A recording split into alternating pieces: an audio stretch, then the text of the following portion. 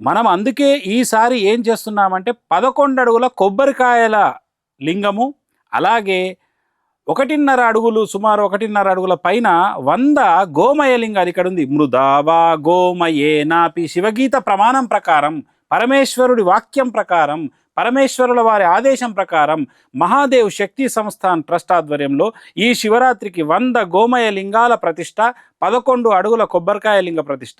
ఈ 100 గోమయ లింగాలకు రాత్రంతా జాగరణ చేసేవాళ్ళు ప్రశాంతంగా కూర్చొని భస్మార్చన చేస్తూ, ధ్యానం చేస్తూ, శివునికి ప్రార్థన చేస్తూ, దీపోత్సవం చేస్తూ 100 లింగాలకు 1,00,000 దీపోత్సవం జరుగుతుంది. కాబట్టి ఈ దీపోత్సవం చేస్తూ ప్రశాంతమైన ఒక పరమశివుని చిత్తముతో ఈ యొక్క శివరాత్రి గడుపుకునేలాగా మనకు ఉంటుంది. కాబట్టి శివగీత ప్రకారం శ్రీరామచంద్రుడే స్వయంగా పరమేశ్వరుడికి అడిగాడు, మహాదేవా నిన్ను ఏ ఆకారంలో పూజించాలి, ఎలా పూజించాలి అనంటే ఈ రకంగా చెప్పారు.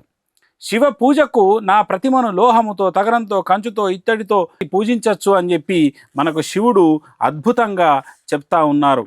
కాబట్టి ఇంకా అద్భుతమైన కార్యక్రమాలు ఈ శివరాత్రికి ఉంటాయి.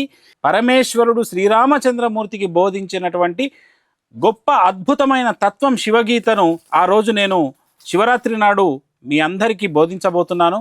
ఆ శివగీతను వింటూ అద్భుతమైన శుభ ఫలితాలు, ఆనందాన్ని, శివ జ్ఞానాన్ని మీరంతా పొందుతారు.